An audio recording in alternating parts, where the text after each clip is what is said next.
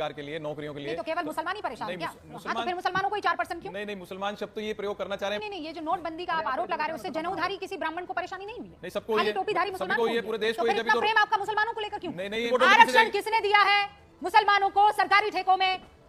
कांग्रेस सरकार ने दिया है। क्यों दिया है? अपलिफ्टमेंट के लिए दिया है, क्रॉस सेक्शन खाली सोसाइटी के लिए। खाली मुसलमानों के लिए नहीं है। 4% मुसलमानों को कैसे जोड़ रहे हो आप? 4% में सारे मुसलमान आ गए क्या? बाकी 96% कहां जाएंगे? अरे तो वो आप जवाब दीजिए ना। तो वही तो कह रहा हूं, क्रॉस सेक्शन ऑफ सोसाइटी के हिसाब से केवल मुसलमानों का प्रेम कर्नाटक में क्यों दिख रहा है? ठेके दिए जाते थे जब से पूंजीवादी व्यवस्था देश में आई है। तो खाली मुसलमानों को ठेके चाहिए? खाली मुसलमानों को नहीं दे रहे भाई। अरे क्या बात कर रहे हैं? 96% मुसलमानों को थोड़ी दे रहे। शांतनु, केवल मुसलमानों को ठेके नहीं मिल रहे भाई, 96% को मिल रहे हैं। आप लोग जबरदस्ती इसका माहौल बना रहे हैं। देखिए, मुझे कई बार दया आपकी कांग्रेस के प्रवक्ताओं की ऐसी चीजों को डिफेंड करना पड़ता है। वो क्रॉस सेक्शन ऑफ सोसाइटी कुछ कह के उससे बचने की कोशिश कर रहा है। देखिए, मैं सरप्राइज नहीं हूँ। कांग्रेस की कर्नाटक में जिस तरह सरकार चल रही है, जिस तरह से वो बैंकरप्सी है, जब एमएलए उनके पास फंड मांगने आते हैं तो कहते हैं हम अपनी स्कीमें नहीं चला पा रहे, तो उनको अपना वोट बैंक इंटैक्ट रखना रुका। उनका जो जनरल वोट बैंक तो जा रहा है, उनका अपना वोट बैंक है। जो पुरानी राजनीति कांग्रेस की, भाई अपना अल्पसंख्यक जो अपना वोट बैंक है उसको तो रख रखें। और इसको हम लॉलीपॉप कहते हैं, इसको हम तुष्टिकरण कहते हैं, इसको अपीसमेंट कहते हैं, क्योंकि मिल नहीं पाएगा। ये कोई ना कोई कोर्ट में चला जाएगा, कोर्ट के असम बनाने के। अब कैसे आप रिलीजियस के आधार पर दे नहीं सकते, तो ये बस एक झुंझुना है। दिखाएंगे, थोड़ा मिलेगा, वापस आ जाएंगे। लेकिन ये थोड़ा सा डाइवर्ट करेंगे, डिबेट चलेगी टीवी पे। वोट बैंक की नहीं और तो मान लीजिए ना, मुस्लिम वोट बैंक के लिए क्यों हम तो कर ही नहीं रहे। हम 10% वोट बैंक के लिए कैसी बातें कर रहे हो आप? 10% वोट नहीं है मुसलमानों का। कांग्रेस काम कर सकते हैं। हिंदू तो कितना आप लोग जब इस्तेमाल करते हैं तो आपको जरा तकलीफ नहीं होती है ना? मुसलमानों के लिए cross section of society, why sir? नहीं, हमने हिंदू शब्द का लपेट के बोलना, अल्पसंख्यक बोलिए उसको। मुसलमान पहले शांतनु जी अल्पसंख्यक लिखते थे, ये मोदी काल में शुरू हुआ हिंदू मुस्लिम। उससे पहले सारे पत्रकार थे, आप तो सीनियर हो, अखबार में भी नहीं आता था मुस्लिम शब्द। अल्पसंख्यक लिखते थे या कोई वर्ग लिखते थे। आप बीजेपी माइंडेड होना चाह रहे हो या सपोर्ट करना चाह रहे हो अलग बात है, लेकिन पहले कोई भी पत्रकार, वरिष्ठ पत्रकार भी नहीं लिख सकता था मुस्लिम। उनके अंदर एटिकेट से एक एथिक्स थी लिखने की। मुस्लिम कोई गाली नहीं है। और अल्पसंख्यक नहीं लिखते थे। आप लोगों को मुसलमान शब्द लिखने में बड़ी दिक्कत है। हाँ वरुण जी, सब हिंदुस्तानी हम क्यों हिंदू मुस्लिम करें? लेकिन हिंदू आतंकवाद, हाँ हिंदुत्व वायरस, ये सब चीजें लिखने में आपको कोई दर्द, कोई तकलीफ नहीं होता है? कोई तकलीफ नहीं इसमें? खाली मुसलमान शब्द लिखने में कि 2014 से पहले तो मुसलमान लिखा ही नहीं जाता था। वो बंसल साहब हमारे साथ बैठे हुए। बंसल जी, एक छोटी सी बात। हाँ शांतनु जी, 10 सेकंड में जल्दी। रूबिका, जब जैसे हम लोग कोई फॉर्म भरते हैं तो उसमें कई बार कॉलम होता है कि एज क्या है, जेंडर क्या है, रिलीजन क्या है, तो उसमें अल्पसंख्यक लिखते हैं, उसमें मुस्लिम लिखते हैं, उसमें हिंदू लिखते हैं। तो क्यों बच के निकलना है भाई? तो ये तरीका है, जैसे जिसको पता ना लगे हम चुपचाप लेके चले जाएं, हम अल्पसंख्यक बड़े शब्द क्रॉस सेक्शन सोसाइटी लिख के बच जाएं और आम जनता को पता ना लग पाए। फराज के भाई साहब, 4% आरक्षण मुसलमानों को। रूबिका जी, बहुत बहुत धन्यवाद कि आपने मुझे अपने शो में मौका दिया। देखिए, बात शुरू हुई फासिज्म से, तो मुंजे साहब, अब क्योंकि मुझे उस पर बोलना पड़ेगा 2 लाइन।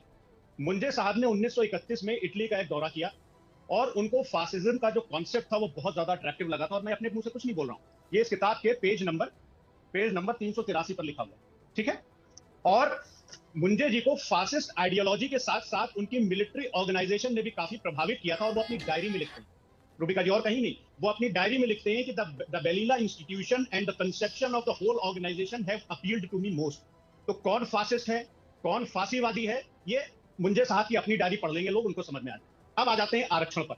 मुझे समझ में नहीं आता है कि भारतीय जनता पार्टी जो है वो मुसलमान शब्द से प्यार करती है कि नफरत करती है।